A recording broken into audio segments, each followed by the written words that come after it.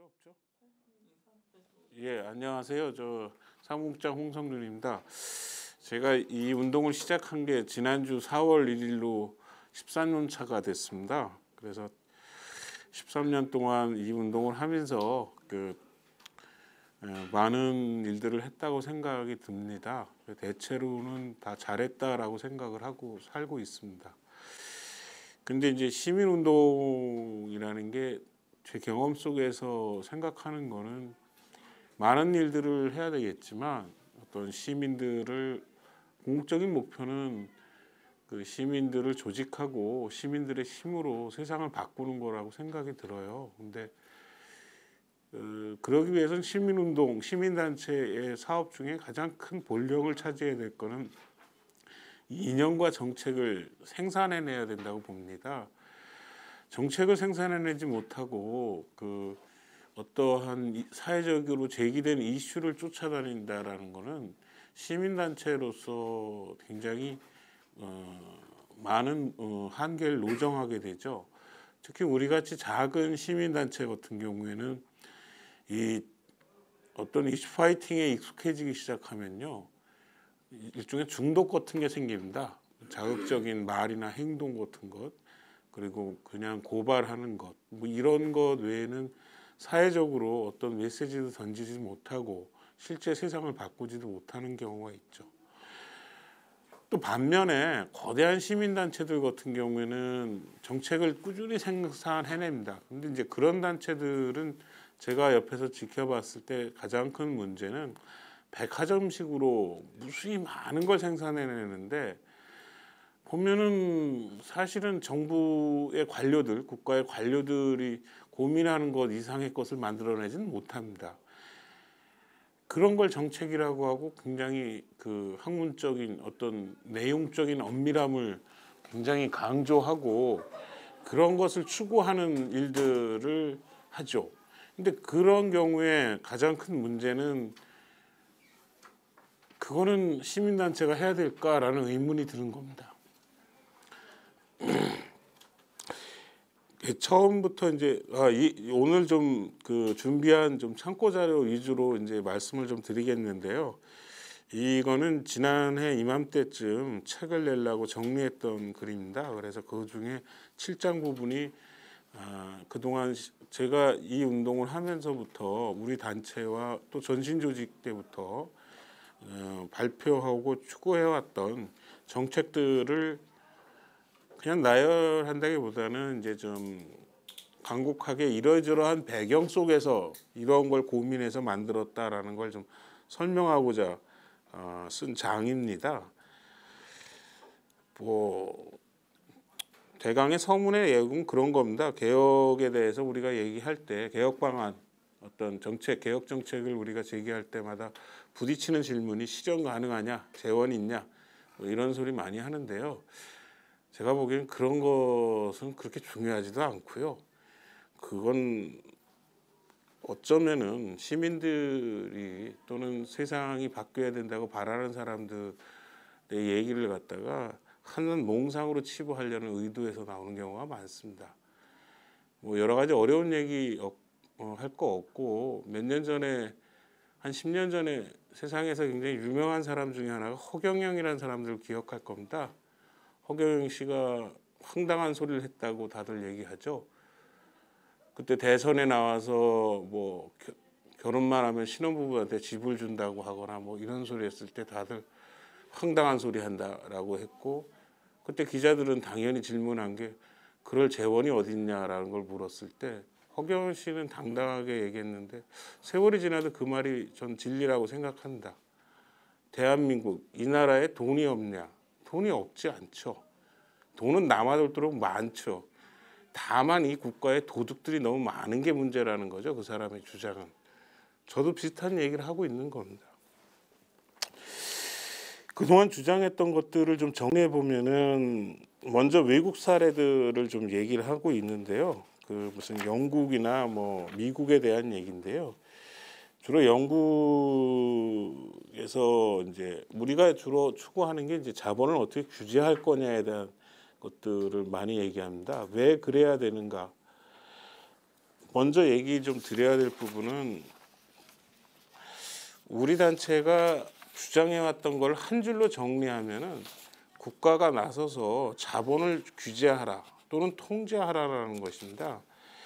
사실 이 모든 사회적인 불평등과 억압과 약탈이 일어나는 것은 자본의 일반적인 독주, 시장에서의 독재적인 지위 이런 것 때문에 발생되는 것입니다.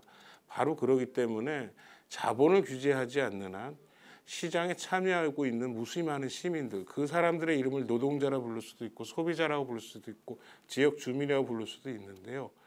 그 사람들이 일방적으로 약탈을 당한다라는 것이 저의 판단이고 우리 단체가 꾸준히 제기했던 문제입니다. 그러기 위해서는 이 사회의 가장 근원적인 개혁은 바로 자본을 규제해야 된다라는 겁니다. 그래서 이제 그 외국의 사례들을 몇 가지 적어놨는데요. 그 기업을 인수할 때 뭐 영국 같은 경우 매스 패널 위원회 뭐 이런 것들을 만들어서 뭐 다양한 이해관계 중에 정보를 제공한다 뭐 이런 내용들입니다. 근데 뭐 이건 내용은 굉장히 디테일한 거고요. 그다음 뭐 미국 같은 경우에는 뭐 엑슨 플로리어법 같은 경우는 한국 언론에도 여러 차례 소개됐던 게 대통령이 나서서 그 국가 기관 산업이나 이런 것들을 외국계 투기 자본 또는 불순한 자본에 의해서 매각되는 거 이런 걸 막을 수 있는 뭐 그런 법들에 대한 얘기입니다. 근데 여기서 중요한 거는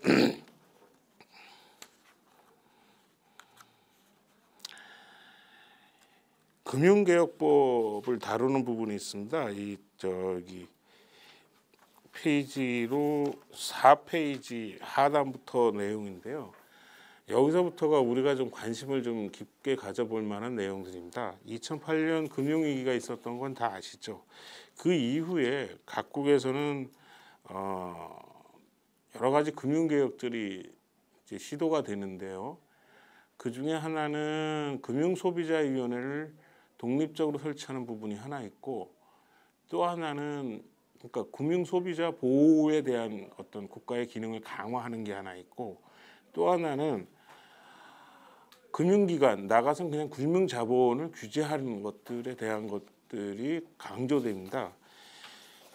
여기 보면은 뭐 그 다음 페이지 보면은 그 은행 등 금융기관의 고위험 영업행위 규제 뭐 이런 것들이 있는데요. 그 핵심 내용은 자기자본 거래 금지, 헤지펀드, 사모펀드 운영 금지, 투자 규모에 대한 엄격한 제한 이런 것들을 죄송합니다. 강조하는 거고요. 그 다음에 금융회사, 금융지주회사들이라고 하죠. 그러니까 은행이 있으면 그 위에 꼭 지주회사가 있죠. 대부분의 우리가 그 재벌 체계에서도 지주회사들이 꼭 있습니다. 그 지주회사에 대한 감독을 좀 강화해야 된다라는 거고요.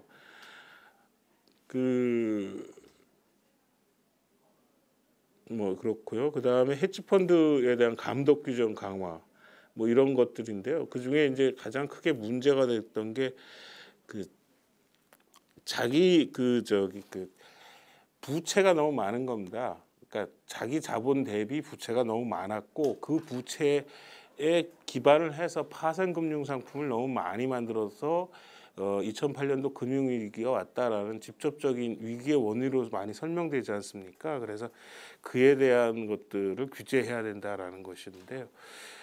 뭐 지금 알다시피 트럼프 정부가 들어서서 많이 무력화되는 과정을 겪고 있고요. 그 다음에 이제 우리가 좀 많이 외국 사례 중에 강조했던 것이 독일식 노사 공동결정제도에 대한 것입니다. 독일은 알다시피 1945년 2차 세계대전 폐망한 이후에 여러 가지 그 파시즘의 잔재나 이런 것을 그 또 재벌이라고 했던 것들이 해체되면서 사회 경제적인 개혁이 많이 일어났습니다. 그러니까 라인강의 기적이라고 흔히들 얘기하는데 그 밑바닥이 됐던 거는 사회적인 개혁들이 선행됐다라는 거고 그 중에 하나가 우리가 좀 관심을 가져야 될 게 노사 동수로 기업에 대한 의사결정을 해야 된다라는 거고요. 이거는 그 이후에 꾸준히 성장을 해서 그 독일뿐만 아니라 그 많은 선진 자본주의 국가에서 이제 실제 시행되고 있고요. 그에 관련돼서 여러 가지 좋은 평가들이 있습니다. 한국에서는 서울시와 이제 성남 같은 데서 공공기관에서 일부 시행하고 있는데,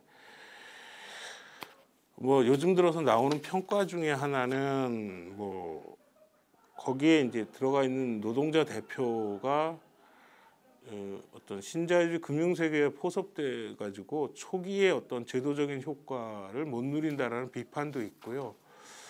또 하나는 그 다음 페이지 보면 OECD 문제하고 관련되는데, 외국에 이제 투자를 많이 하게 되지 않습니까? 그러니까 국제주의적인 관점이 부족하고 뭐 이런저런 이유에서 실제 그 과거에 그 독일 노사 공동결정제도 가졌던 그 찬란한 모습이 많이 빛을 발했다라는 비평도 있습니다. 그래서 하여간 국내에서는 우리가 이제 무엇을 주장했는가에 대한 얘기들이 그 다음부터 이어져서 좀 말씀을 드리겠는데요. 아까 맨 처음에 이제 좀 얘기 드렸던 게 이제 그 자본 규제에 대해서 우리 단체가 계속 꾸준히 주장해 왔고, 그 자본 규제의 그것이 우리 사회의 핵심 개혁이라고 이제 늘 주장해 왔습니다. 근년에 최고 이슈가 되는 것이 개헌인데, 뭐 우리 단체는 꾸준히 얘기해 왔던 것이 개헌에 다른 주제 못지않게 굉장히 이 부분이 굉장히 중요하다라는 것을 강조해 왔습니다. 뭐 관련해서 이제 뭐 한 세 가지 현재 개헌 논의, 한국 사회에서 진행되고 있는 논의에 대해서 좀 비판적으로 좀 써놓은 얘기입니다. 현재 국회는 개헌을 논의할 자격이 있는가? 뭐 전 그렇게 생각하지 않습니다.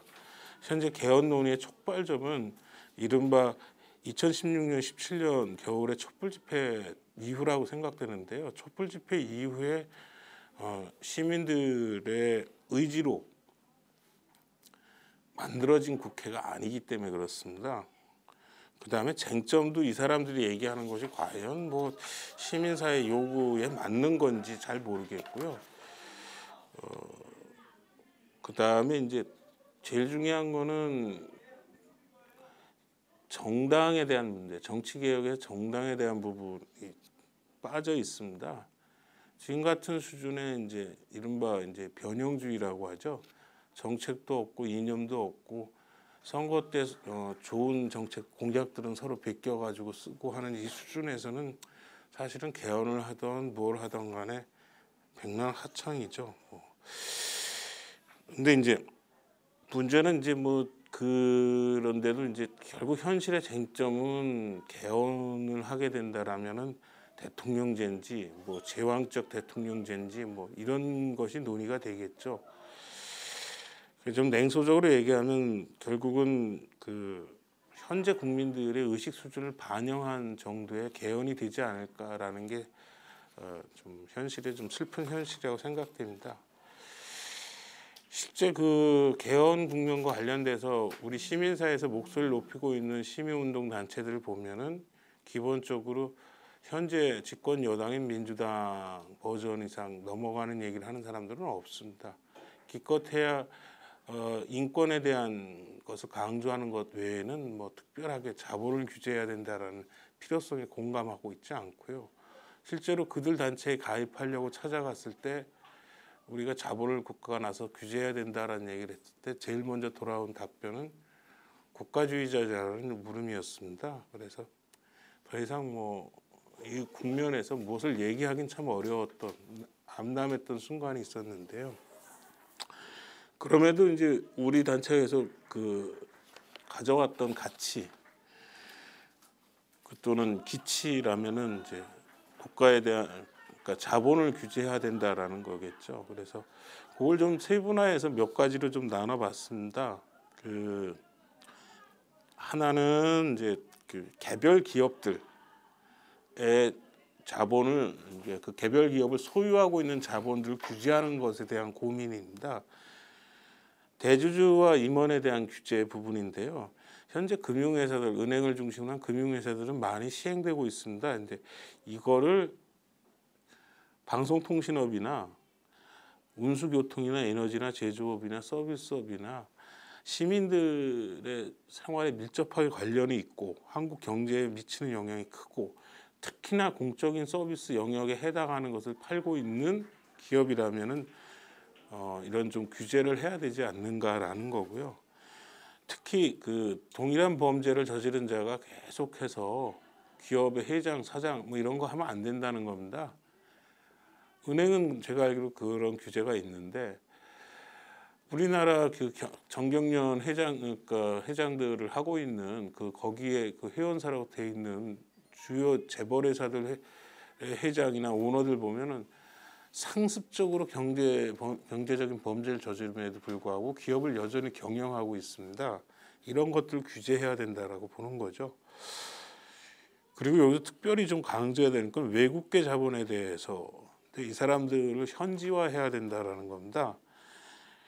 그러니까 한국의 법과 어떤 관행을 무시하고 있는 점들이 있습니다. 이 사람들이 그 외국의 투자기업이라는 이름으로 대표나 임원들이 한국의 세무당국에 신고를 하지 않는다든지 뭐 이런 탈세 문제도 있고요. 좀 그런 것들이 현실적으로 심각한 사례들이 그동안 많이 있었습니다. 지금 말하는 것을 하나하나 다 그 사례로 들면요, 다 사례들이 있어서 이런 고민을 해서 그동안 발표를 했던 겁니다. 예. 그 참고 자료들 보시면은 그 들었던 사례들이 있습니다. 그 다음에 이제 출자자본 투자자 그 공개 의무화하자라는 거고, 그리고 금지 대상은 명확히 하자라는 겁니다. 그러니까 특히 사모펀드들이 오늘날은 기업을 인수하거나 이런 자본시장에 제일 많이 출연하는데요.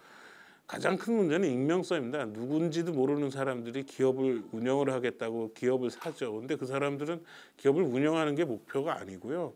그 기업을 최대한 그 기업에서 현금을 가장 빠른 시간 내에 그 배당이든 이런 방식으로 받아내서 자기네 사모펀드에 투자했던 그 사람들한테 돌려주는 것이 그 사모펀드의 그 최고의 그 경영 목표입니다. 그러니까 그 회사가 잘 굴러가던 안 굴러가던 그런 건 그렇게 중요한 문제가 아니죠. 이런 사람들이 경영을 했을 때 경영이 투명해진다고 하면서 이제 정부나 뭐 이런 데서는 그걸 경제 민주화라고 자꾸 얘기를 하는데 그것이 바로 무책임한 경영이고 기업의 경쟁력이 떨어지는 거고요. 그 과정에서 제일 많이 피해 보는 게 노동자고 소비자들이고 하는 많은 이해관계자들이라고 보여집니다. 그래서 이들에 대해서 규제를 해야 됩니다. 아까 그 말씀드렸듯이 그들이 약정을 맺고 외부에서 그 차입을 해서 특히 기업을 살 경우들이 크거든요. 그래서 그 사모펀드가 출자했던 또는 기업을 인수했던 그 자본이 누구 거냐라는 것을 명확하게 해야 되는 겁니다. 이것이 된다라면은 한국의 자본주의는 지금보다 더 많이 깨끗해질 거라고 보여집니다. 이런 걸 수시로 재검사해야 됩니다. 왜냐하면은 인허가 받을 때 낸 서류하고요, 나중에 또 바뀌어요. 그런 사례가 예전에도 있었죠. 그 다음에 독일식 노사공동결정제도를 도입해야 된다고 보는데요. 그 기업 경영의 핵심인 투자나 재무나 인사 부분에 그 좀 공동으로 의사를 결정하게 노동자 대표들이 이사진에 들어가야 된다라는 거고, 회계감사의 그 절반은 반드시 노동자 대표가 있어야 된다는 거죠. 이것이 이제 아주 오랫동안 노동운동계가 얘기했던 산업민주주의의 핵심이라고 전 보여집니다. 뭐 여기 역사를 좀 정리해봤습니다. 뭐 멀리는 무슨 1918년에 독일혁명 때부터 뭐 이런 논의가 있었다. 1947년도에 뭐 이런 제도가 시행됐다. 그 노동자 평의의 그 고민에 그러니까 이상에서부터 출발했다. 뭐 그런 얘기도 있고, 특히 이제 주요 산업인 석탄, 철강 산업에서 이 문제가 먼저 시작됐고 뭐 해서 현재 이제 그 독일의 기업 구조 법상 2,000명 이상의 모든 기업들에서 이런 것들이 100% 진행되고 있고요. 중견기업의 3분의 1은 반드시 노동자들 대표들이 기업 경영에 참여하게 돼 있고요. 그다음에 이제 종업원 5인 이상 뭐 다 가능하죠. 그래서 이게 이제 상대적으로 노동자 경영 참여가 활발한 유럽식의 이런 이해관계자 자본주의가 영미식의 주주자본주의보다는 사회적 불평등이 상대적으로 덜하다는 평가. 이거는 흔히들 많이 나오는 얘기고요. 그럼 뭐 왜 유럽이 사회적으로 미국보다 덜 불평등하다 뭐 이런 근원적인 몇 가지 이유 중에 하나가 가끔 이런 얘기입니다. 그다음에 한국은 뭐 이런 얘기 하는 게 아직은 먼 얘기가 없고요. 특히 이제 중요한 건 노동조합의 수준이 이런 걸 받아들일 수 있느냐라는 게 현실적인 고민이죠. 노동자들이 기업을 과연 운영할 수 있느냐 뭐 이런 현실적인 것. 그리고 노동조합 자체가 이미 주주자본주의나 자유주의에 경도돼 있고 그렇기 때문에 그런 자유주의 정치 세력에 자신들의 운명을 맡기고 있는 현실에서 굉장히 좀 난해한 문제이기도 하죠. 실제 이런 얘기를 예전에 민주노총에도 제안을 해보고 얘기를 꺼냈는데 그냥 묻더라고요. 그러니까 내 얘기를 듣는 진지한 노동조합의 활동가들은 맞는 말이고 특견이고 당연히 그래야 되고 뭐 이러지만 그럼 니네 노동조합에서 이게 안건으로 올릴 수 있니? 라고 물어보면은 그런 얘기를 어떻게 하냐 뭐 이런 분위기죠. 예. 뭐 아까 또 하나는 이제 노사 공동 결정 제도가 결국 소극적 금융자본과 다국적 기업에 무력해진다라는 거. 뭐 예전에 특히 프랑스 쪽에서 이제 많이 르노던에서 르노인가요? 그 무슨 자동차 투쟁 때 나온 평가입니다. 르몽드지에 한동안 이게 시리즈로 실렸는데요. 결국 그런 문제입니다. 그러니까 제1세계에 우리가 누리고 있는 노동 조건, 환경 조건을 제3세계에 있는 노동자들도 똑같이 누려야 된다는 권리를 제1세계 노동조합이 당연한 자신들의 과제를 의무로 받아들일 수 있느냐 이 물음입니다. 프랑스의 노동자보다 폴란드의 노동자들은 좀 더 가난하고 임금도 덜 받아야 되고 복지 수준도 떨어져야 되는 걸 동의하면은 이런 얘기 해봤자 다 먼 얘기가 되는 거죠. 뭐 그런 게 이제 그 외국의 논쟁이었습니다. 그다음에 이제 종업원 지주제인데요. 이거는 그러니까 노동자들이 기업을 인수하는 겁니다. 뭐 방식은 여러 가지가 있어요. 뭐 한국에서도 많이 했는데 그거는 저런 겁니다. 규모가 작은 무슨 버스 뭐 이런 회사들인데 그런 거는 퇴직금 가지고 이제 기업을 인수하기도 하고요. 버스 회사를 인수해서 운영하고 뭐 10년 전에도 그런 회사들이 있었고요. 뭐 옛날에 경전 키친아트 뭐 이런 데서도 그런 데가 있는데요. 근년에는 뭐 그 좀 규모가 큰 게 한국종합기술 같은 데서 그런 걸 시도하고 있죠. 이게 이제 핵심은 뭔가 하면 경제 위기를 맞이해 가지고 경영 실패에 빠진 자본은 그냥 기업을 팔고 나가잖아요. 그렇지만 노동자들은 그 기업을 떠날 수가 없는 겁니다. 자기의 직장이고 그 생존이고 정년퇴직할 때까지 그 회사를 다니고 싶어하는 게 노동자들이죠. 그렇다면 노동자는 자신의 노동력을 제공하고 임금으로 살아가야 되는 사람은 기업과 직장을 포기하기 어렵다. 그렇다면 노동자들이 기업을 인수하고 자신들의 고용을 스스로 하는 방안. 이게 바로 이제 이 얘기의 핵심이죠. 그리고 이러한 식의 이제 소유 형태는 미국이나 뭐 유럽이나 뭐 이런 데 많이 있습니다. 중국에도 그런 게 많이 있고요. 뭐 미국 같은 경우는 전체 민간 기업의 10% 정도가 이런 종업원 지주제로 운영되고 있고요. 거기 어떤 큰 회사 이게 아마 국방부에 무슨 납품하는 회사일 겁니다. SAIC라는 데가요. 여기 그들 스스로가 한 말입니다. 우리가 외부 투자자들에게 자산을 빌려주고 단순히 임금만 받고 일한다면 뭐 이런 얘기. 매일 아침 조간신문에 나온 주가를 바라보고 우리가 무슨 일을 하는지도 잘 모르면서 궁극적으로 투자 수익에 관심을 갖고 있는 외부 투자자들의 간섭을 받을 수는 없다라는 게 이 뭐 이런 추진했던 사람들의 정신인데요. 한마디로 주주가 회사 주인이냐라고 했을 때 이 사람들은 주주가 왜 회사 주인이 되냐 이거 말도 안 된다 이런 얘기를 하는 거예요. 종업원 지주제가 이제 그 일반적으로 평가가 좀 좋아요. 여기 또 하나 인용한 기업 도산에 따른 뭐 이런 것을 막고 뭐 했는데 종업원들의 창의성과 그러니까 노동자들의 창의성과 자발적인 생산성 증가 이것이 그러니까 이 노동자 기업 인수 기업들이 성공 비결이다라는 겁니다. 이게 무슨 뭐 북한이나 이런 데서 말하는 어떤 그런 식의 공산주의적인 얘기가 아니라 이 말을 한 사람은 그 뭐 뉴욕 뭐 증권거래소 펀드 매니저예요. 제가 사람 이름을 인용하면서 이걸 다 빼버렸는데요. 줄을 달아서 다 표시를 해놨거든요. 근데 그러니까 실제 자본시장의 펀드 매니저조차도 이러한 기업들이 계속 성장하는 이유가 어디에 있느냐라 했을 때 노동자들의 창의성과 자발성이라는 거예요. 그런 얘기고요. 근데 여기까지는 어떤 한 기업, 그러니까 노동자와 자본가가 딱 맞닥뜨리고 있는 산업장에서의 문제라면 여기서부터는 좀 다른 문제입니다. 국가에 대한 얘기를 하는 겁니다.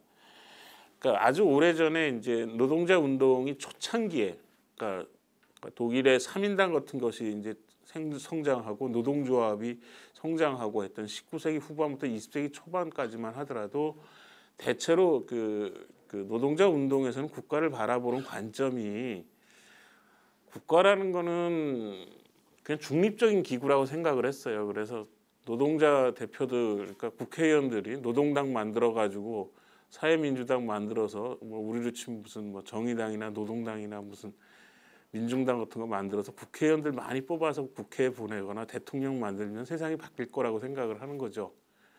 뭐 대통령이 뭐 예를 들어 무슨 뭐 옛날에 뭐 하여간 노동자 대표인 사람이 가가지고 대통령을 하면 노동자들을 위한 입법을 할 거라고 얘기하는 거죠. 근데 그렇게 되지도 않고요. 그건 말도 안 되는 소리죠. 국가가 중립적이지도 않고 국가는 그렇게 작동하는 게 아니죠. 그냥 대통령 하나 바뀐다고 세상이 바뀌지 않는다. 이건 뭐 한국에서도 많이 본 얘기예요. 두 번째로 이제 그 1917년 러시아 혁명이라든지 그 전에 이제 그 파리 꼬민 뭐 이때부터는 좀 생각이 뭔가 국가는 해체하고 새로 구성을 해야 된다고 생각을 한 거예요. 그러면서 이제 최고 많이 얘기된 게 이제 그 집권민주주의적인 얘기인데 선출직 공직자 숫자가 많아지는 겁니다. 그러니까 쉽게 말하면 그냥 대통령 하나 뽑고 국회의원 뽑는 게 아니라 동네 파출소 소장부터 다 국민투표로 뽑자는 거예요. 동네 사람들이 뽑자는 겁니다. 이제 그런 거고 소환 파면제도. 일을 안 한다, 제대로 못 한다 그러면 언제든지 소환해가지고 파면해야 된다 이런 얘기고요. 그 다음에 이제 뭐 그렇게 고민을 했고 그렇게 실제로 제도화된 것들도 몇 가지가 있는데 뭐 알다시피 뭐 그렇게 그 이후에 성장하진 않았죠. 그런 아이디어들 더 많은 민주주의에 대한 그 뭐 슬로건으로 남아가지고 나중에 이제 빌리 브란트나 이런 사람들이 그런 얘기를 하고 다니긴 했습니다. 그런데 빌리 브란트라고 아시죠? 그 독일 3인당 그 저 동방 정책인 해가지고 뭐 독일 통일에 뭐 늘 얘기 나오는 사람이 있지 않습니까? 근데 이제 1970년대쯤 되면 이제 유럽 꼬미니즘 운동이라는 게 일어난다. 유럽 공산주의 운동인데 이 사람들은 뭔가면은 이제 그 볼셰비키나 이제 동유럽의 공산주의와 좀 다른 얘기를 하는 겁니다. 자본주의도 안 망하고 국가는 나날이 성장을 하고 있어요. 그럼 세상은 안 바뀌는 거잖아요. 결국은 뭐 어떻게 국가를 이해해야 되는가부터 이제 출발을 다시 하는 겁니다. 국가는 특별히 어떤 그 노동자의 것도 아니고 자본가의 것도 아니라는 거예요. 아주 오랜 세월 이른바 계급투쟁 속에서 쌓여있는 농축물이라는 겁니다. 켜켜이 쌓여있는 그 계급투쟁의 농축물 속에 새로운 환경 속에서 노동자들이 시민들이 침투해 들어가서 그 안에서도 계속 싸워야 된다는 겁니다. 그러니까 시민 사회가 따로 있고 국가가 따로 있어서 시민 사회가 국가를 파괴하고 새로운 국가를 만드는 것도 아니고 이 사람들의 논리는 시민들이 국가 안으로 들어가라는 거예요. 그래서 이 안에서 계속 기득권을 가진 지배기업들과 싸워야 되고 그게 이제 핵심 관료들이겠죠. 또 관료들이 비호하고 있는 자본가나 뭐 우리 사회 기득권 세력들 이 사람들과 싸우라는 겁니다. 이제 그러한 방법에 대한 얘기들입니다. 이제 이런 걸 왜 고민했냐? 결과적으로 시민들이 국가기관에 침투해야 된다라는 것이 제가 보기에는 이제 국가적인 어떤 개조의 문제에서 굉장히 여전히 중요하다고 생각을 하는 거죠. 그래서 뭐 그중에 이제 예를 든 게 사법개혁에 대한 얘기입니다. 그래서 뭐 비리 공수처, 뭐 고위공직자 비리수사처 뭐 이런 거 얘기 많이 나오는데 그런 거 하면 좋겠죠 했는데 그것이 본질적인 개혁인지는 잘 모르겠다는 겁니다. 그러니까 기존에 사법고시 봐가지고 하여간 그 권력기관인 검사들 중에 일부 띄어다가 뭘 만든다고 해서 그것이 무슨 뭐가 되는지는 잘 모르겠습니다. 근데 아무튼 뭐 그런 얘기고요. 뭐 시민들의 적극적인 참여 뭐 이런 얘기하면서 예를 든 게 이제 미국 얘기를 들은 겁니다. 미국은 경찰, 검사, 판사 이 사람들을 주민 투표로 다 뽑아요. 물론 대통령의 연방 수사국이 있고 중앙에 무슨 뭐 저 대법원도 있고 뭐 대통령이 임명하는 그 검찰총장도 있는데 그게 아니고 서울 시민들끼리 모여가지고 서울 지역 중앙지검장을 뽑는 겁니다. 투표로. 서울 중앙지검 판사도 주민들이 뽑는 거고요. 그 정도가 아니라 여기 보면은 단위가 용산구 뭐 단위까지 용산구 경찰서장을 용산구 주민들이 뽑으면 되는 거예요. 그런 얘기입니다. 이제 그렇게 되면은 자신들이 선출한 시민들의 입장을 대변하게 되겠죠. 그 경찰서장이 아무리 우익적인 사고를 하더라도 나라에서 예를 들어 무슨 청와대에서 무슨 저기 용산 철거민들이 뭐 싸운다, 그거 다 때려부셔 이런 거 명령 내려온다고 하겠습니까? 못하죠. 다음번에 재선하고 싶으면 그걸 하지 말아야죠. 어떻게든지 평화적으로 해결하려고 하겠죠. 뭐 실제로 그 흑인이 많이 사는 지역의 그 판사는 흑인들한테 유리한 판결 많이 내리고요. 백인들이 많이 사는 동네는 백인들 유리한 판결 내리는 겁니다. 그건 뭐 당연한 거죠. 그러니까 자신들을 선출해 준 사람 입장에서 판결하라는 겁니다. 법이 공정하다? 법 뭐 어떤 걸 공정하다고 하는지 난 잘 모르겠지만 중요한 거는 자신들의 선출한 사람들을 위해서 사법 권력이 행사될 수 있다라는 거고 그럴 가능성이 미국 같은 경우 많다라는 거죠. 그 예전에 그 2008년 금융위기 때 집을 뺏긴 사람들이 굉장히 많았었어요. 근데 캘리포니아의 어느 동네 카운티에 있는 어떤 보안관은 거꾸로 동네 그 은행을 쳐들어가서 은행에 있는 직원들을 다 체포하고 그 채권 팔고 했던 사람들 있잖아요. 그 사람들 그러니까 증권회사 직원들을 다 체포해버리죠. 사기범으로. 아주 독자적인 사법 행정을 할 수가 있는 거죠. 뭐 미국은 뭐 이건 약간 미국이고 일본은 우리랑 비슷한 사법 시스템인데 여기는 재판원 제도라는 게 있는데 판사 혼자 판결하라는 게 아니에요. 그 판사 옆에 판사 한 명당 4명의 재판원이 같이 판결하게 만드는 거고요. 그다음에 무슨 검사 같은 경우 기소할 때도 이런 사람들이 붙어서 하는 거죠. 뭐 이런 게 있으면 우리나라 같이 이제 공안 사건 같은 거 일어날 때 말이 안 되는 뭐 유서 대표 이런 건 안 일어나겠죠. 근데 이런 것만 있는 게 아니고 뭐 독일, 프랑스 같은 4인 소추제라고 해서 아예 피해자들이 직접 가해자를 기소하는 겁니다. 아니 무슨 판사 그 사람들이 수사를 안 해주잖아요. 이 일을 하다 보면 특히 화가 나는 거는요. 어떤 약탈 자본과 악질적인 투기 자본보다 더 화가 나는 사람들은 국가 관료들입니다. 그 중에서도 사법 권력에 있는 사람들입니다. 그러다 보니까 이 사람들에 대한 문제의식이 많은데 만약에 피해자들이 직접 기소할 수만 있다라면 이거는 얘기가 좀 달라질 것 같아요. 세월호 참사의 피해자들이 직접 그 사람들 기소하면 얼마나 좋았을까요? 전 그게 정의에 가깝다고 생각하는 겁니다. 무엇이 정의냐라고 물었을 때 그건 모르겠지만 정의에 가까운 것은 피해 당사자들의 피해가 복원되는 것이에요. 핵심은. 그럼 당사자들이 자신들이 나서서 무엇이 피해고 나한테 가해를 한 놈이 누구누구고 그래서 쟤한테는 어떤 처벌이 필요하고 뭐 이런 얘기를 해야 되는 거죠. 좀 그래서 이런 것들도 우리가 고민해 봐야 된다. 그동안 우리가 검사 고발한 적도 있고 뭐 이런 게 많아서 그런지 이런 고민이 많이 들었습니다. 뭐 이런 얘기하면 이제 또 무슨 정치 검사 뭐 이런 얘기하면서 뭐 얘기하겠지만 다 그냥 우파들의 수사라고 저는 보여집니다. 뭐 미국이나 이런 데는 말이 안 되는 얘기고요. 그다음에 형량 가중주의 이거는 이제 우리가 이제 저 사건 금융피해 사건을 좀 하면서 좀 많이 본 건데 미국에서 하면 형량 합산주의니까 쉽게 말하면 우리는 사기를 많이 쳐도요 10년 정도 나오면 땡이에요. 근데 미국 같은 사기면 300몇 년씩 나오잖아요. 500년 이렇게 해야 돼요. 가명 없이 300년, 500년 해야 된다라는 거고요.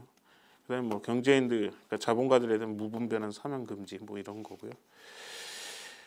그래서 금융당국에 대한 개혁 이게 이제 예전에 많이 했던 건데요. 쉽게 말하면 저걸 금융위원회 그러니까 금융감독 기관들 있잖아요. 금융정책을 결정하는 기관이기도 하고 그래서 금융위원회를 좀 혁파해보자. 그래서 새롭게 재구성해보자라는 거고요. 금융위원회 개혁에서 이제 핵심으로 얘기하고 싶었던 거는 관료 출신의 이제 이 사람들이 밀실에서 뭘 결정하는 것에 대한 것 그리고 자기네들끼리 아주 직접적으로 정책 결정하고 감독을 하고 산하의 사무국을 넣어가지고 뭐 이렇게 하는 것, 이 모피아들에 대해서 과도하게 집중되어 있는 권력들을 해체해야 된다라는 고민입니다. 그래서 저희가 그때 여의도 아큐파이 운동을 하고 나서 이제 법안을 2가지 제출했는데 그 중에 하나가 금융위원회 개혁에 관한 거고요. 그거는 이제 요 5가지가 굉장히 핵심의 내용입니다. 그러니까 금융위원회 이제 사무국 폐지해 버리고요. 그냥 순수 의결기구로 가는 거고요. 그 다음에 제일 중요한 거는 금융위원장은 대통령이 지명을 하더라도요. 금융위원들은 금융소비자 대표, 노동자 대표, 뭐 시민사회가 참여하는 이런 것들을 구성을 해야 된다는 겁니다. 그러니까 의사결정 구조를 바꿔야 된다라는 거고요. 이거는 딱 모델이 있습니다. 현재 방송위원회가 이렇게 구성되어 있습니다. 그러니까 이렇게 만들자는 거고요. 금융소비자 기구를 좀 신설해야 된다라는 거고요. 이거는 그러니까 지금 뭐 쌍봉형이니 단봉형이니 뭐 이런 얘기 다 언론에서 보셨을 거예요. 그런데 핵심은 빠져 있습니다. 관료가 통제하던 뭐 이런 겁니다. 중첩되냐 뭐 이런 거 가지고 그 사람들은 얘기하는데요. 우리는 아예 예산 인사 업무에서 독립적인 국가기구로 가져가자라는 거고요. 그 독립성을 담보하기 위해서는 금융소비자위원회 의사결정 구조를 금융소비자 보호운동, 금융공공성 운동에 종사한 경력 있는 사람들로만 구성하자는 거예요. 무슨 금융관료 출신, 또 뭐 은행장 출신 이런 사람들이 하는 게 중요한 게 아니고요. 대학에서 무슨 뭐 재무경제학 가리키는 교수가 와서 하는 게 그런 거는 중요한 게 아니고요. 여기 이제 예를 든 게 국가인권위원회처럼 만들자는 겁니다. 국가인권위원회 핵심이 바로 이 부분입니다. 이제 파리 협약이라는 그 기준이 하나 있는데 인권운동 종사 경험자를 중심으로 국가인권위원회를 만들어야 된다라는 겁니다. 이제 그런 방식으로 우리도 이제 구체적으로 운동 경력으로 10년, 뭐 5년, 3년 뭐 이런 식으로 자격 제한을 두고 이거를 뭐 대통령이 제청하고 국회에서 인사청문회 하고 이런 식으로 해서 국가기관을 만들자는 거예요. 그리고 여기 또 하나 더 중요한 거는 이제 국가인권위원회 늘 한계가 이런 겁니다. 명령권이 없어요. 뭘 하지 마라라고. 그걸 잘 못하는데 아예 명령권을 부여하자라는 거고요. 시정명령을 할 수 있는 그거 안 하면 이제 그 기관장들 다 고발하고 그래야 되겠죠. 그러니까 국가인권위원회는 시정명령권이 없어요. 그러다 보니까 이제 거기서 예를 들어 어느 감옥에 뭐 춘천교도소에 문제가 있으니 개선하라. 그래도 그거 개선이 안 돼요. 개선 안 한다고 해서 문제가 생기질 않아요. 근데 여기서는 개선을 할 명령권을 갖는다라는 거죠. 그래서 국가인권위에 대한 비판이 뭐 이런 게 있어요. 저 사람들은 짖을 수는 있는데 물질 못한다. 뭐 이런 말을 하죠. 근데 그거 뭐 의미가 있어요. 짖었으면 물어야죠. 물을 뿐만 아니라 실제 상처를 줘야죠. 다시는 이런 거 못하게 해요. 그다음에 노사관계 위반에 대한 벌칙 강화. 왜냐면 이게 노동조합이 결국은 이제 자본 규제를 할 때 있어서 가장 당사자로 나서야 되는데 노동조합의 권력이 강화돼야 된다라는 얘기입니다. 이제 그러니까 실제로 뭐 임단협을 맺건 뭐 특별단협을 맺건 뭘 하던 간에 휴지 조각이 됩니다. 자본가들과의 약속은. 그리고 그거는 뭐 한국만 그러면 전 세계가 그랬고요. 노동조합이 생긴 이대로 그랬습니다. 노동조합이 힘세면 자본가들이 지켰고요. 힘 안 세. 그래서 생티칼리즘 운동하는 사람들은 아예 임단협 그런 거 맺지 말라고 해요. 그러니까 뭐 내일까지 월급 올려. 안 올리면 계속 하는 거고. 이렇게 하는 거라고 주장하는 사람도 있죠. 옛날에는. 근데 이제 그런 게 아니라 정확하게 그걸 안 지켰을 때 벌칙들 같은 게 강화돼야 되고, 특히 뭔가 기업 도산 과정, 이게 이제 늘 문제가 되는 게 구조조정이나 기업 청산 과정에서 노동자들의 권리가 이제 철저하게 배제된다는 거예요. 노동자의 발언권이 없어요.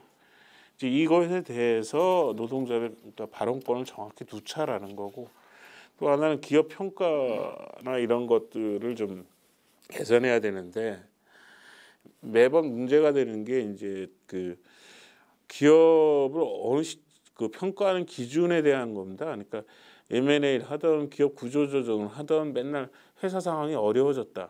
근데 어려워졌다는 기준이 뭐예요? 그게 이제 늘 얘기되는 게 시가. 지금 현재 주식 가격이 얼마인데 뭐 이거 가지고 주로 얘기하는데, 그게 과연 1 더하기 1은 2처럼 명확하게 말할 수 있는 건지, 또는 아니면 그 기업과 관련된 이해관계자 모두가 승복할 만한 합리적인 건지 아니라는 거잖아요. 흔히들 우리가 늘 보는 게 주가 조작 같은 거 많이 보고요. 액면가 이하의 신주도 발행하고요. 그래서 매번 이렇게 해서 진행된 거 가지고는 늘 불법이다, 특혜다, 뭐 이런 문제 붙잖아요. 결국은 요거에 대한 개선이 필요한 거고요. 그 다음에 이제 자본시장 통합법에 대한 개정, 이것도 마찬가지로 그 벌칙 규정이 없다, 자본가들에 대해서. 뭐 그리고 불안전 판매 문제, 이것도 좀 들여다봐야 된다. 왜냐하면 불안전 판매라는 게 이게 들여다보면 되게 정부의 비대칭성, 그거 가지고 설명될 수 있는가가 난센스죠. 그러니까 금융 시스템을 공정하게 하는 것도 중요하고, 그 다음에 뭐 다 중요한데, 금융 상품 판매 실적으로 노동자들이 벌어먹고 살게 하는 이 구조 하에서는 이건 답이 없는 거잖아요. 분명히 은행이 또는 증권회사가 금융 사기 상품을 만들었어요. 그거 빤히 알면서도 팔아야 돼요. 안 팔면 내가 굶어 죽는데요. 이 구조를 깨야 되기 위해서는 이 문제에 대한 것들이 중요하고, 정확히 책임 소재를 만들어놔야 되죠. 그 다음에 이제 국유화 문제인데요. 그러니까 국유화를 그동안 이제 이러저러한 의미에서 많이 주장했는데, 이제 두 가지적인 관점에서 봐야 된다고 봅니다. 이제 하나는 그 공공 서비스를 제공하는 문제에 대한 겁니다. 국가는 기본적으로 공급자로서 시민들의 적당한 수준의 인간다운 삶을 보장하기 위한 수준의 공적인 서비스를 제공해야 될 의무가 있는 거지 않습니까? 그러면 그러기 위해서는 반드시 필요한 어떤 국영기업 같은 게 있어야 된다고 봅니다. 예를 들어 통신시장이 다 민영화돼 있지 않습니까? 통신회사들끼리 담합해서 핸드폰 가격을 안 내리면 이건 문제가 있는 거잖아요. 국영통신회사가 하나 있어가지고 시장에 역진되게 할 수가 있죠. 반값도 만들 수, 공짜도 그냥 나눠주면 되는 거죠. 그러다가 뭐 한 회사 망하면 그래도 시장 질서가 잡히고 소비자가 보호가 된다라면 이건 얘기가 다른 문제죠. 무엇이 더 높은 가치가 있느냐에 대한 물음이니까요. 그러니까 여기서 중요한 거는 공공 서비스를 해야 될 국가의 의무, 공급자로서의 국가, 뭐 이게 좀 사민주의적인 얘기들인데 좀 그런 게 중요한 거 없고요. 또 하나는 그럴 경우에 반드시 국유화가 돼야 된다라는 얘기를 하는 거예요. 국영기업이 시장에 개입할 수 있는 힘이 있어야 된다, 이런 거고요. 국가가 직접 시장에 개입을 해야 될 거 아니에요. 그거고 시장 개입 수단으로 얘기하는 겁니다. 나는 좀 저런 겁니다. 진짜 노동자 보호에 대한, 산업과 노동자를 보호해야 된다라는 관점입니다. 그러니까 어떤 평소에 해당 기업과 노동자들이 충실하게 노동하고 생산했는데 뭐 일시적인 불황이라든지 관료들의 정책 실패라든지 뭐 이런 것 때문에 하루아침에 그 산업이 문 닫게 되고 노동자들이 거리에 나가게 된다. 이건 부당한 거죠. 왜 이 책임을 이 노동자와 이 기업에 떠넘길 수가 있냐 이거예요. 이럴 경우 일시적으로 국유화하자라는 거고요. 뭐 이런 아이디어는 저기 그 공산당 선언에 나오는 이행기 강령에서 이제 그때는 이제 그런 고민들이 있었어요. 불황기에 국유화를 한시적으로 확대하는 부분에 대한 것들이 논의가 많았어요. 그런 얘기고요. 마지막으로 배임죄 구성을 좀 확대해야 된다. 그런 건데 지금 정경련에서는 배임죄를 폐지해야 된다라는 아주 강력한 주장을 10년째 하고 있죠. 그래서 아마 책자도 만들고 정경련이나 이런 자본가 단체에서는 이 배임죄 문제하고 상속세 문제가 아주 예민하죠. 한국에서 그런 거고요. 그 중요한 거는 저기 결국은 당사자 지위를 노동자들이 확보를 해야 돼요. 그래야 이 배임죄를 묻는 데에서 굉장히 중요한 지위를 갖습니다. 현재의 배임죄 구성상 보면 주주 아니면 그 문제 삼기도 어렵고요. 참 어렵습니다. 아니 그러니까 이런 겁니다. 예를 들어 노동조합이든 시민단체든 가가지고 아니 뭐 저기 그 뭐 KT 사장 이렇게 해서 이게 됩니까? 뭐 이러고 이제 고발을 했는데 자격이 없다는 거예요. 아니 그 회사 사장이 지네 회사 망하게 하고 싶어서 망하게 하는데 네가 뭔데 나서서 노동자가 왜 그냥 너 그냥 그만두면 되는 거지. 또는 시민단체가 제 잠사가 왜 나서서 뭐 이런 식이 되는 게 많죠. 예, 이상 그런 거고요. 그 좀 그 전체적으로 이제 그 지난 이제 올해가 13년 차라고 말씀드렸잖아요. 그래서 그뿐만 아니라 이제 주로 이 책도 그렇고요. 이 책에 이제 원래 이게 출간도 안 된 책인데요. 그 노동운동한 사람 보라고 쓴 책입니다. 사실은 이 책의 대부분의 메시지는 주로 그동안 우리가 광범위하게 연대했던 노동운동 속에서 배우고 다듬어진 논리들인데요. 좀 앞으로는 좀 우리 단체가 이건 그냥 그 좀 사무국장으로서 이제 늘 갖고 있는 생각인데 어떤 자본 규제에 대한 것들은 많이 얘기해 왔어요. 한국 사회에서 자부하건대 우리보다 더 진보적이고 그리고 혁신적이고 뭐 같은 말이겠죠. 뭐 그리고 아주 구체적인 현실의 입장에 두고 개혁 방안을 얘기하는 단체는 없습니다. 전 뭐 이건 뭐 이건 진짜 자신만만한데 그동안 이제 돌이켜 보면 우리가 좀 부족한 부분이 좀 있다고 보여집니다. 그러니까 하나는 소비자 보호에 대한 거, 금융 소비자든 하여간 소비자 보호. 그러니까 집단 소송 문제 같은 경우는 뭐 여기 이대순 변호사님 계시지만 그때 이제 우리가 이러이러한 방향으로 좀 하자. 뭐 그래서 좀 더 강력하게 집단 소송 제도를 좀 개혁해야 될 필요성에 대해 얘기한 적이 있는데 그 이후 뭐 그것도 있고 또 입증 책임 전환의 문제라든지 뭐 이런 것들에 대해서 우리가 좀 정교하고 아주 강력한 메시지가 될 만한 그런 것들이 좀 필요하고 또 부족한 부분이 세금 관련된 거 부족하고요. 또 하나 국제주의적인 관점이 부족합니다. 뭔가면은 자본운동과 관련돼서 이거는 사실은 국제적인 문제입니다. 일국적인 문제가 아니고요. 뭐 그러기 때문에 실천에서 국제연대도 중요하지만 어떤 우리가 갖고 있는 정책과 이론적인 이념적인 부분에서도 국제주의 정부는 강화돼야 된다. 이 세 가지가 좀 부족하고 앞으로 더 많이 논의돼야 되고 고민돼야 될 거 없고요. 마지막 별점 2개는요. 그냥 예전에 발표한 문건 그대로 그냥 붙여놓은 겁니다. 아까 얘기했던 여의도 점령 운동 했을 때 거기 여러 단체들하고 함께 신자유주의 금융세계화에 대해서 이제 그러니까 그때 아크파이 운동은 그 10월 달부터 그 다음에 2월까지 했거든요. 겨우 내내 하고 마지막에 이제 발표한 그때가 아마 국회의원 선거 앞두고 발표한 내용들입니다. 그래서 뭐 그냥 디테일합니다. 뭐 무슨 회전문 인사 폐단을 막기 위해서 취업 제한과 뭐 이런 것도 있고요. 특별법을 만들고 뭐 여러 단체들하고 같이 해서 한 겁니다. 무슨 파생금융 상품 폐지하라는 것도 있고요. 뭐 그다음에 이제 가계부채 탕감 운동은 그해 이제 가을경에 그 시즌 2로 이걸 해보자 해가지고 여러 단체들 그때 우리 단체 말고는 여기에는 이제 대학생 단체도 와 있었고 무슨 금융 소비자 단체도 있었고 뭐 피해 당사자들도 있었고요. 그래서 뭐 이자 제한을 하자.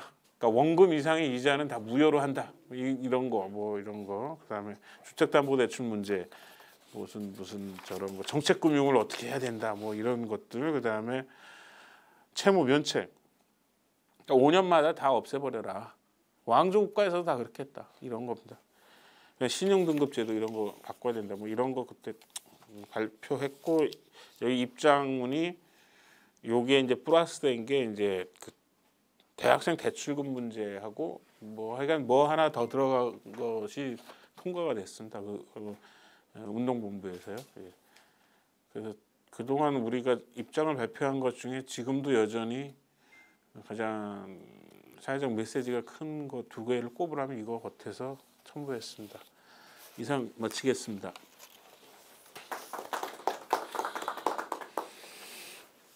지금 8시 10분이거든요. 한 5분 쉬었다 할까요? 뭐 어떻게 할까요? 화장실 가실 분들 좀 있을 것 같기도 하고. 바로 그러시죠.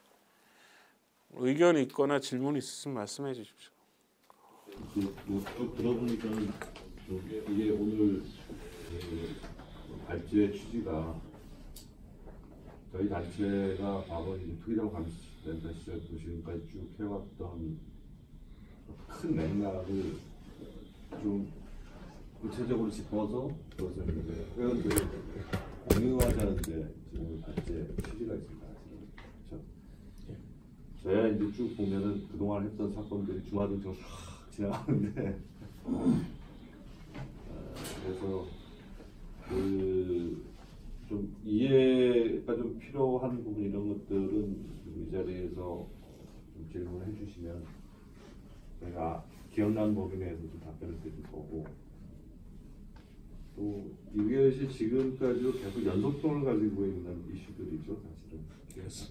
맞습니다.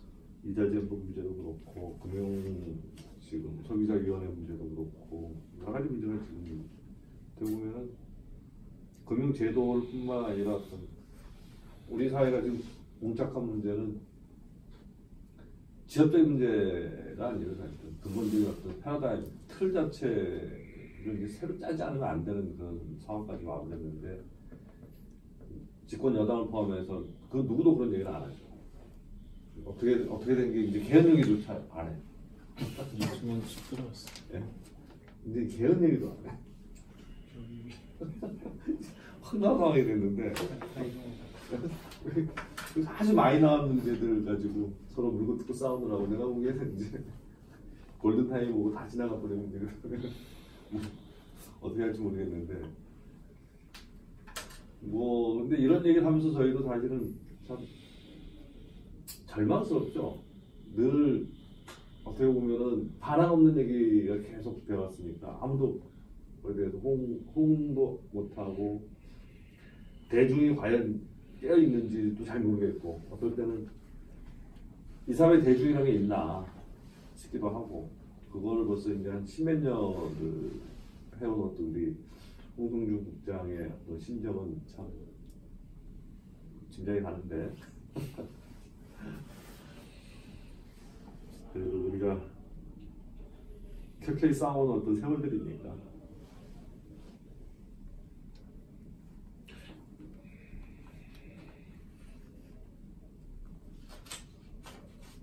이렇게 분위기가 숙연해지나?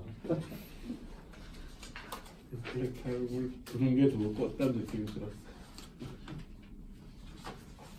말씀해 주십시오. 뭐 의견 있으시고. 개인적으로 그냥 막연한 질문이긴 한데 네. 그냥 궁금해서 그냥 물어봤는데 이게 이제 현재 자본이라는 게 사실은 약자라고 해야 되나? 약자를 진짜 노동자도 있지만은 나는 뭐 중산층일 수도 있고 아니면은 중산층보다 조금 더 위일 수도 있고 그런 제 생각에는 그런 층들을 계속 이렇게 뭐라 그러냐 약탈하고 수탈해서 이제 자본이 왜냐하면 자본이 이제 시장의 한계를 느끼다 보니까 골목상권 뺐듯이 이제 그렇게 해서 자본이 이제 현재 우리나라 자본이 유지가 된다라는 생각이 들거든요. 아니면 해외 나가서 이제 수탈을 하겠지 이렇게 하는 생각이 드는데 근데 이렇게 됐을 때 이것 때문에 이제 밑에서는 되게 불만들이 많이 생기는 것 같은데 제 생각에는 이 다음 질문인데 저건데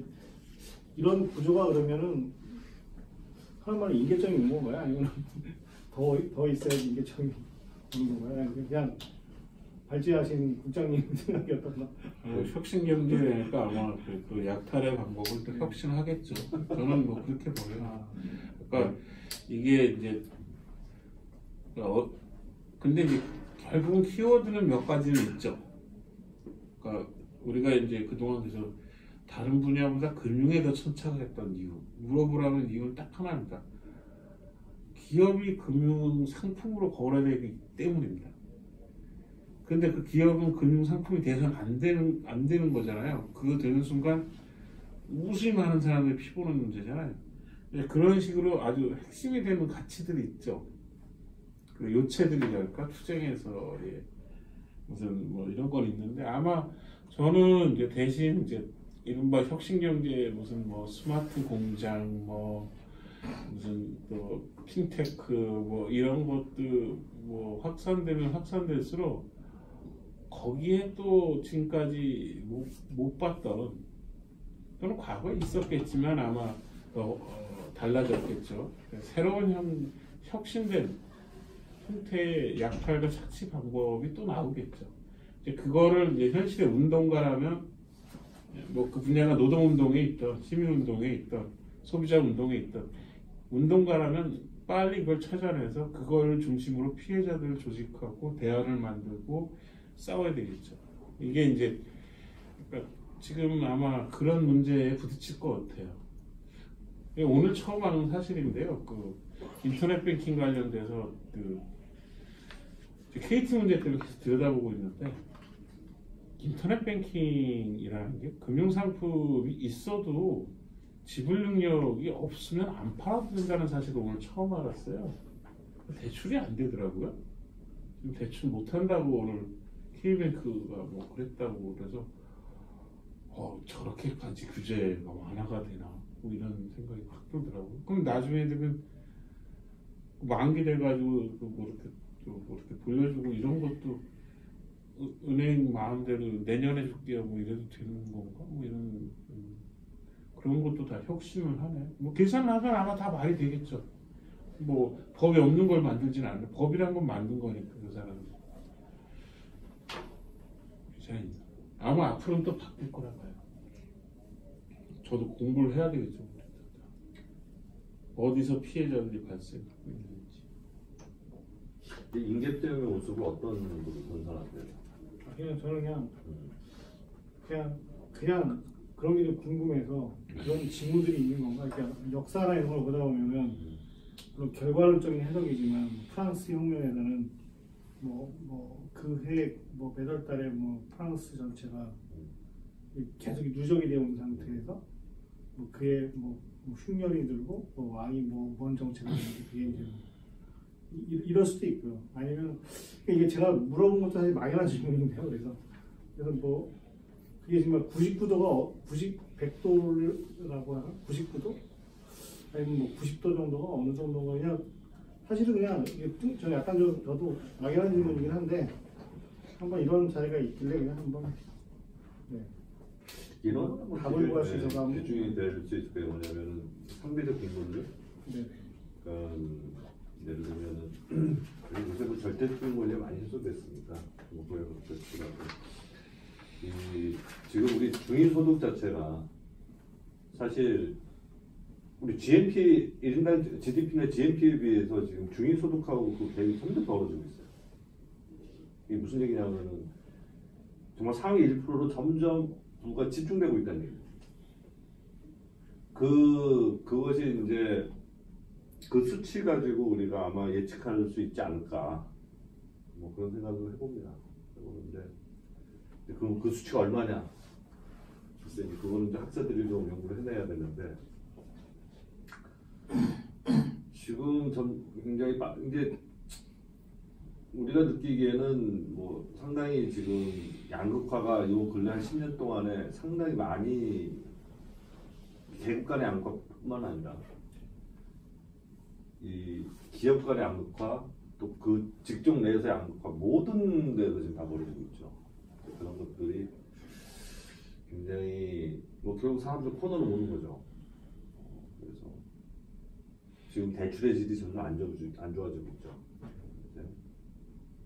조금 첨언드리자면 예전부터 이제 그런 것들을 전근대 시대부터 제가 아는 한 사람들이 궁금해했어요.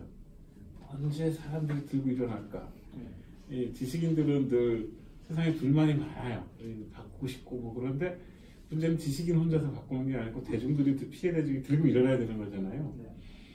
뭐 내가 아는 것 중에 그 허균, 호민론 같은 책이 바로 그러니까 글이 그런 거의 주장인데 이제 호민이라는 사람을 일단 설정을 하고 그 사람들이 움직일 때 세상은 뒤집어진다 뭐 이러는 거예요. 그러니까 호민이라는 사람들은 어떤 적당히 부자고 적당히 권력은 없고 그러니까 굶어 죽을 정도는 아니고 뭐 이런 사람들이 완전히 뺏기는 순간 이 사람들이 뒤집어진다는 거죠.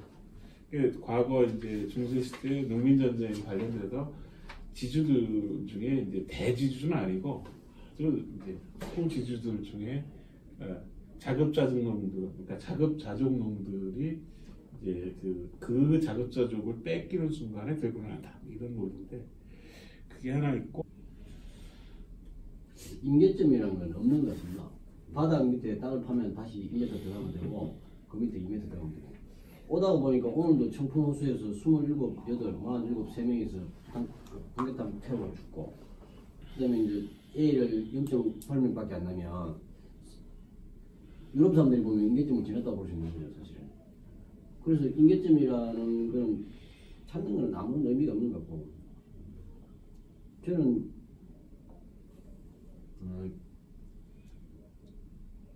조직을 하는 것밖에 없다는 생각이 조직하고 투쟁하고 조직하고 투쟁하고 그 이외에는 실제 이제 되는 게 없고 우리 사회가 잘 안 되는 거는 객관적으로 봐서 안 하니까 그렇다는 생각이 듭니다. 오다가 그 프레시안의 장석준 씨가 이제 그 선거를 좀 보다 오는데 이제 문재인과 여당을 비판하는 선거 국회가 소수파 구조로 되기 때문에 국회에서는 절대 될 게 없다. 그래서 특별히 하지 않는다. 싸우지 말고. 두 번째, 국내 개혁 문제를 또 법하고 연관되기 때문에 크게 갈등이 있어서 하지 않는다. 북한과의 문제를 잘 풀면 나머지는 다 빨리 들어올 것이다. 그 정도로 보고 북한 문제가 좀 잘 되면 전체적으로 올라와서 가고 그거 보면서 그게 민주당만 그런가 이런 생각이 들면 우리 사회 전체가 사실은 국내 내부적인 문제를 뭐 개혁이라고 표현할 수도 있고 투쟁이라고도 표현할 수도 있고 이 문제에 대해서 사실상 하지 않는다는 거예요. 그래서 안 하면 뭐 안 되는 거고 바닥은 없다는 생각이 들고 남미보다는 우리가 훨씬 더 잘 사니까요. 대학교 다닐 때 한 20년 전에 남미 파라과이에서 온 친구가 있었는데 그때 강북구 삼양동이 한수 이북에서는 제일 못 사는 동네를 유명해서 달동네라고 그랬습니다. 그때 그 백교환 후보 선거 때인가 했던 거 그때였어. 92년도 같은 년. 그때 이제 그 파라과이 교포 자녀는 정말 못 사는 동네라고 그러니까 그 친구가 생각하는 못 사는 동네는 상수도가 안 들어야 되고 똥은 길에 뿌려야 되고 전기도 안 들어야 된다는 거예요. 근데 달동네였고 길이 꼬불꼬불했지만 다 상수도가 들어오고 전기가 들어오고 그래서 그 자리에서 이제 그 친구가 는 안 했는데 나중에 따로 한국의 운동권들이 빈부격차가 뭔지는 아직 잘 못 본 모양이다. 그래서 거기서 바다 임계점 이야기를 하면 남미 같은 데 찾아가면 우리나라는 아직도 엄청나게 제가 생각할 때 높은 수준에 있다는 생각이 듭니다. 그래서 불만을 좀 확인하고 그를 조직하고 그래야 되는데 뭐 날마다 삼겹살을 먹지 말고 부자들은 매일 소고기 먹는데 우리도 가끔 일주일에 소고기를 먹자는 마음이 생길 때 뭐 반란이 생기든지 뭐가 생기는 거지. 야, 뭐 옛날에는 닭고기밖에 못 먹는데 그걸 삼겹살 먹으면 됐지. 이런 상태면 뭐 안 된다는 생각이 듭니다. 그래서 자기 불만이나 이런 욕심이 생겨야 되고 그 나경원이나 황교안이가 저렇게 미쳐 하듯이 운동권도 매일 미쳐서 운동을 해야 된다는 생각이 들어요. 너무 차분하게 이제 가는 그 순간 우리는 멈춰있고 걔들은 계속 가는 거예요. 이제 이 시기가 이런 과정이 이렇게 많이 지나왔다 이런 생각이 많이 드는 거예요. 그 과정에 저는 페미니즘 운동이나 녹색 운동에는 별로 안 좋아하는데 안 좋아하는 이유가 우리 사회의 문제의 정면 승부가 싫으니까 정면 승부 안 하고 다 옆에 측면 승부로 이렇게 다 가버렸다 이런 생각이 들고 그 에너지도 그걸로 가져갔다 이런 생각이 들고 그래서 우리 홍 국장님이 말씀한 피해자 당사자들을 조직해서 끊임없이 가는 수밖에 없다는 생각을 하고 임계점 이런 건 없는 것 같아요. 예전에 도대체 어느 정도로 무너지면 될까 했는데 내가 볼 때 0.98명인데도 뭐 이게 나라가 잘 돌아가는 거 보면 임계점이 없는 것 같아요. 역사 속에서 대중의 영향이 경험들 이런 것들이 굉장히 중요한 것 같아요. 난 그 대중 소비자 운동이나 이런 걸 하면서 특히 소공을 통한 이런 것들을 하면서 늘 느끼는 절망은 그러니까 이 대중이 판사나 아니면 정부나 이쪽 여기에 분노하지는 않아요 별로. 그게 저희랑 전부 다 틀려요. 예, 참 화나요 이거. 그러니까 저희는 그 관료들 공정하지 않은 거에 되게 분노하는데 그 사람들은 좀 들은. 근데 뭐 꼭 그렇지는 않은데. 그런 것들. 일단 뭐 저는 현재 이 대한민국을 살아가는 하나의 그냥 뭐 사람으로서 이런 논리와 이런 운동을 하고 계신 이제 오늘 사무처장님까지 이렇게 정말 존경의 박수를 드립니다. 근데 또 이제 한편으로 또 보면 이게 저희가 토기자본론 시절 이후에 쭉 현재까지 오면서 이런 논리들이 맞는 말이고 우리가 해야 될 이야기인데 좀 현실과의 그런 그 괴리의 부분이 좀 있는 것 같아요. 그러니까 이게 여기서 사용되는 단어들이나 저도 이제 물론 저 하나운동지주 김영태 회장 나가라고 해서 싸우다가 결국은 이 현 정권의 여러 가지 한계들 여러 가지 힘이 좀 딸렸든지 어쨌든 회장은 못 쫓아냈는데 많은 흠집을 냈고 결국은 또 그 안에서 또 얻어낸 건 좀 얻어냈습니다. 최근에는 회장도 연임을 하려다가 포기하고 어떤 그 대화 타협 그 현실적으로 우리가 해결해 나가고자 하는 그런 모습들 이런 것들도 조금 필요하지 않을까라는 그런 지점들이 좀 있어가지고 최근에 좋아하는 분은 아니지만 이용득 의원이 그 노동 회의소와 관련된 주장을 많이 이제 계속 해가고 있는데 결국은 문재인 후보의 공약까지 담았고 근데 현 정권에서 그걸 추진하고 있지는 않은데 그거를 입법화하는 데 있어서 또 한 명의 선수를 기용을 해가지고 그걸 만들어내더라고요. 그러니까 그 처음에 가지고 왔었던 이 내용하고 별반 다르지는 않은데 그거를 좀 표현이 좀 저급합니다만 좀 마사지 해가지고 그 국회에 제출될 수 있도록 누군가가 좀 만드는 모습들을 좀 봤어요. 결국은 이제 그게 몇 명의 의원들 해가지고 입법이 되고 그게 결국은 통과가 될지는 모르겠지만 그런 과정들도 조금 또 이 이상은 이제 하늘에 있고 이 실제의 그런 이 대중과 민중들의 삶을 변화시키기 위해서 좀 다 발을 땅에 붙이는 그 이 가교 역할도 좀 있었으면 하는 그런 생각들. 실제로 그렇잖아요. 독일의 이 노사 동수 공동 결정제 도입 너무 정말 아름답고 가슴 벅찬데요. 지금 노조 추천 이사 한 명 넣는 거 가지고 생 지랄을 지금 하고 있는데 그래서 좀 주장이 너무 약하다. 차라리 우리 동수로 결정하자 이렇게 해가지고 주장했다가 한두 명을 받으면 어떨까라는 생각도 사실 해보는데 오늘 이제 또 마침 이 주제들이 나오고 이런 논의들이 있어서 제가 이제 가지고 있는 이제 현실에 이제 현장에 있다 보니까 그런 고민들이 좀 돼서 그냥 질문이라기보다는 그냥 이렇게 말씀드려봤습니다. 이상입니다. 좋은 말씀 감사합니다. 결국은 역관계죠. 그러니까 노동조합이 힘이 세면 반대나라 할 수 있고요. 적당히 세면 반대나라 할 수 있고요. 힘이 약하면 하나만 받는데도 줄래 물어보는 거고. 지금 하루 살기도 버거우면은 내쫓지만 말아주세요 이렇게 되는 거겠죠. 그런데 그거는 결국은 그러니까 어떤 것이 답이다라고 말할 수 있는 건 아니고, 물론 현실에 노동운동을 하시는 분들이 그때그때 전술적으로 어떠한 협상 전술을 구사하거나 투쟁 전술을 구사하거나 이거는 그 유연함과 그거에 대해서는 독립적인 영역이고 그건 재단할 수 있는 부분은 아니라고 봐요. 그건 마찬가지고 뭐 제가 어떤 때는 이런 표현을 쓰거든요. 이런 표현. 근데 이제 그거는 남는 문제가 어때요? 그냥 살아보니 그 경험적인 얘기인데요. 결국은 그러한 개혁이라는 거는 계급투쟁의 역관계, 임금이라든지 그 서문에도 써놨지만 요 7장 앞부분에 서문에도 써놨지만 옛날부터 고전적인 얘기입니다. 임금과 고용과 복지나 이런 걸 결정하는 거는 사장의 지불 능력이거나 뭐 이런 것이 아니고 결국은 노동조합의 어떤 투쟁 그것에 따라 달리는 거지. 그러니까 그 얘기 극단적으로 표현하면 천원어치 싸우면 천원어치 임금 올라가는 거 그런 얘기입니다.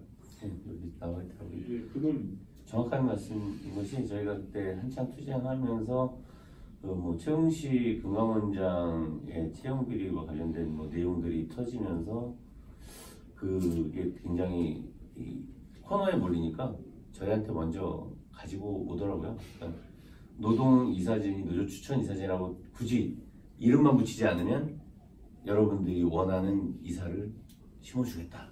그다음에 이 금융지주회사의 사용자성에 대해서 금융노조가 그렇게 투쟁해서 한 번도 얻어내지 못했었는데 분기 한 번이든 반기 한 번이든 하나금융지주 내의 노동조합 협의회와 내가 직접 그 협상을 하겠다. 이런 이야기들이 사실 나왔었어요. 근데 공동위원장이다 보니까 이제 왜 이런 것들을 받아내면서 저자를 뭐 못 자르느냐. 저는 따낼 건 따내고 또 싸우자. 뭐 그런 주장을 하다 결국은 못 받았으니까 너무 아쉽고 안타깝고 제가 끝까지 뭐 아쉬운데 아까 말씀하신 관계에 있어서 100% 공감합니다. 단계일 수도 있고 그때 전술이 잘하고 어쩔 수 없는데 아쉽네요. 난 그 제도를 외환은행이 편안하게 쟁취했으면 굉장한 또 성공 사례로 또 한동안 떠들고 다녔을 텐데.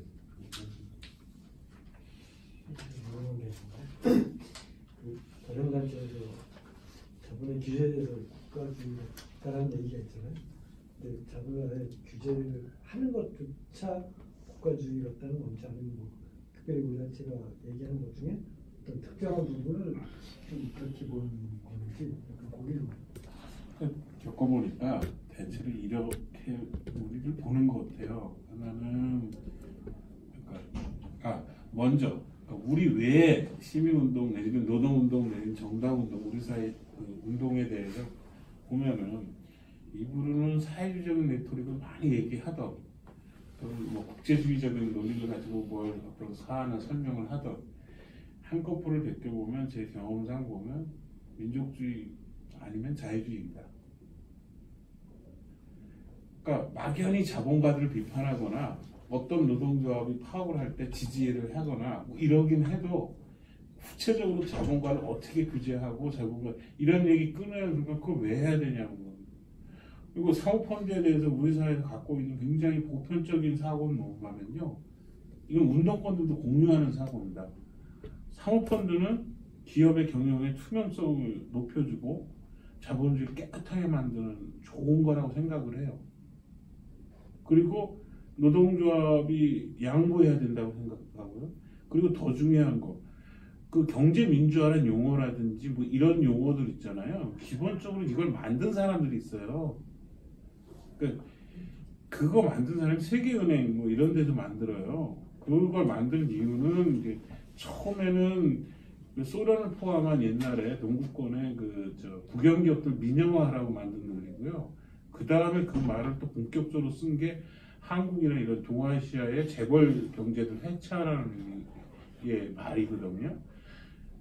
그러니까 근데 한국 사회는 이제 이게 이제 그 귤이 회술 건너면 탱자가 된다고 한국에 들어가서는 그게 되게 진보적인 담론이 되는 거예요.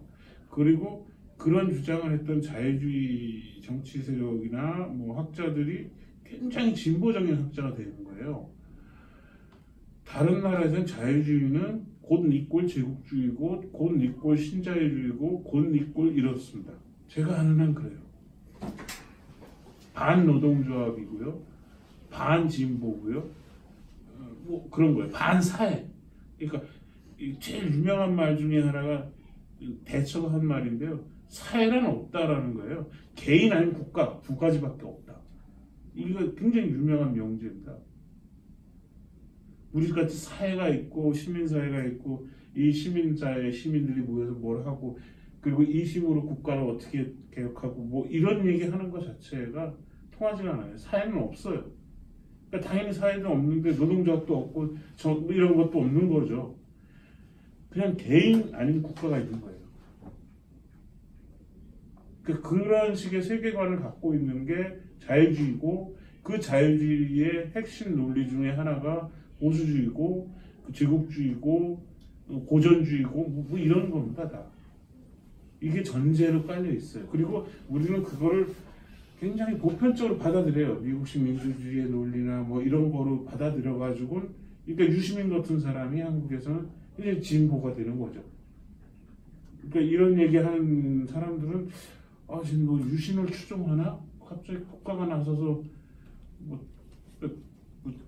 자꾸 통제하라고 하냐? 뭐 계획경제 하자는 거야? 뭐 이런 식으로 들어요, 내 얘기가. 뭐 필요한 계획경제 해야 되겠죠. 근데 문제는 그런 게 아니라 이제 그렇게 이제 한국 사회에서는 좀 통용이 그렇게 돼요. 그래서 예전에 CNN 투쟁할 때도 힘들었던 게 시민단체들 중에 처음에 붙어준 데가 투기자본감센터 왜 없었잖아요. 우리는 사업하다가 악이라고 본 거예요.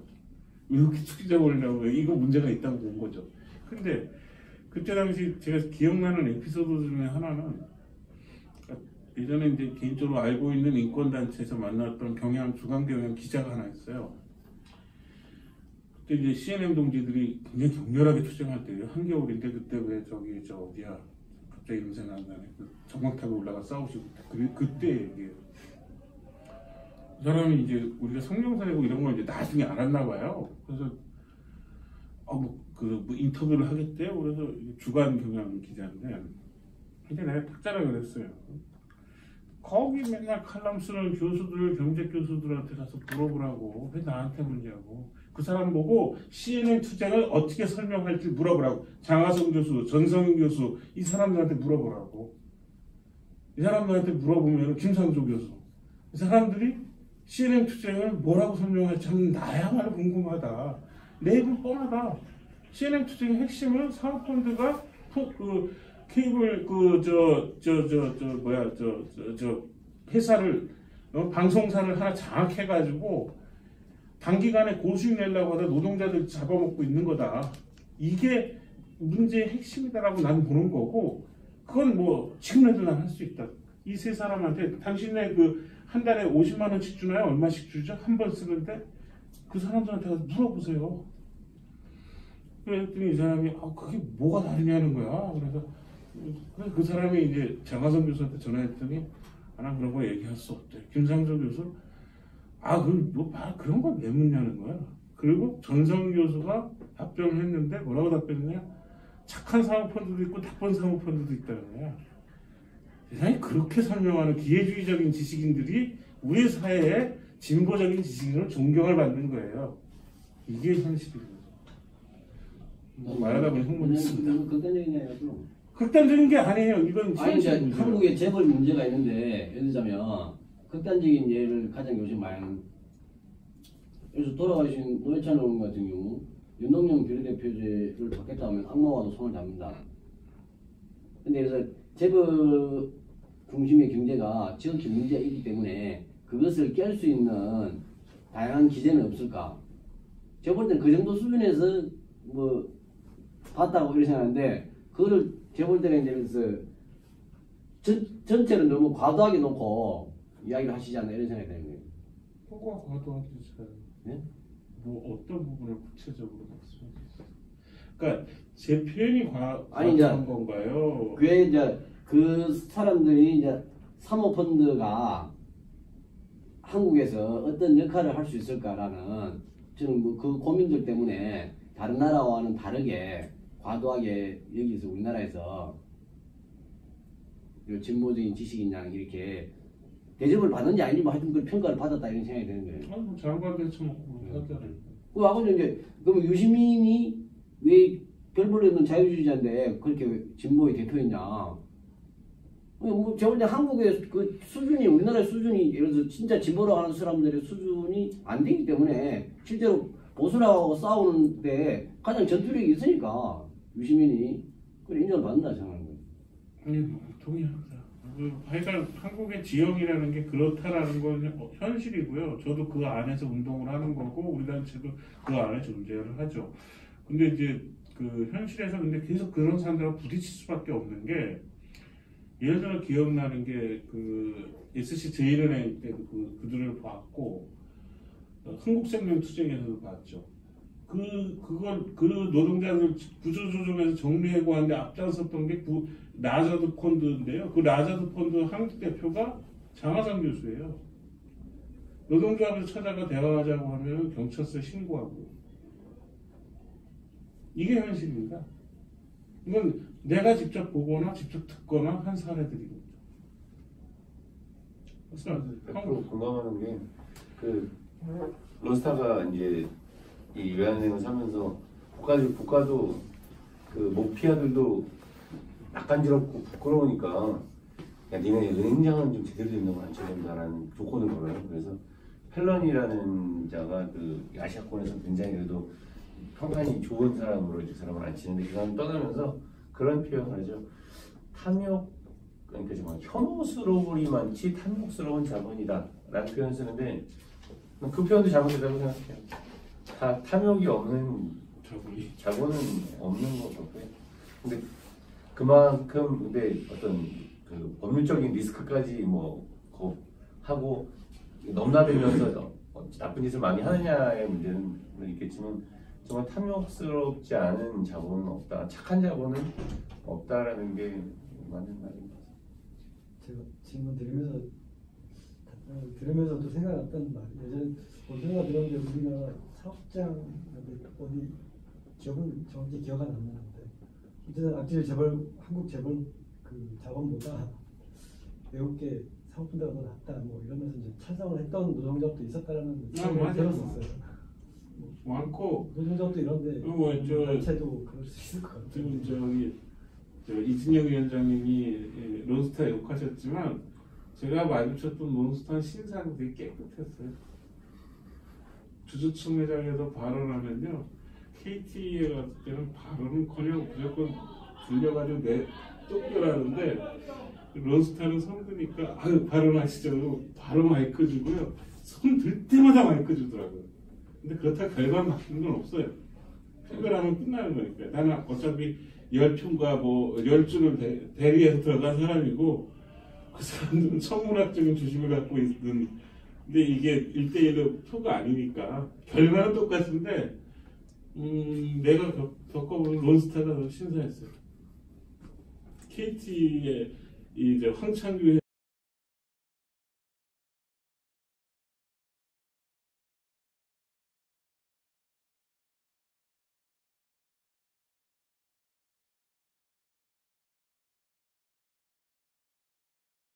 아무튼 오늘 이렇게 마무리하고요. 그 뭐 뒤풀이가 더 얘기 나눴으면 좋겠고 그 다음 시간에는 그 예고드린 대로 이거는 이제 좀 그러니까 이제는 좀 심화시켜서 앞으로 우리 단체가 무엇을 할 건가에 대한 얘기를 해야 되는 이제 그런 것만 남은 다음 시간에는 좀 더 오늘 얘기의 더 심화 버전인데 심화된 내용은 뭔가는 이 운동과 관련된 어떤 경제 사상들 있잖아요. 무슨 케인지안이든 막시즘이든 조절 이론이든 뭐 이런 것들에 대한 좀 개론적인 얘기를 좀 나누는 시간으로 잡았으니까요. 그때도 또 외부에 괜찮은 학자를 구해 오든지 해가지고 어떻게 잘 진행하도록 준비하겠습니다. 이상 마치겠습니다.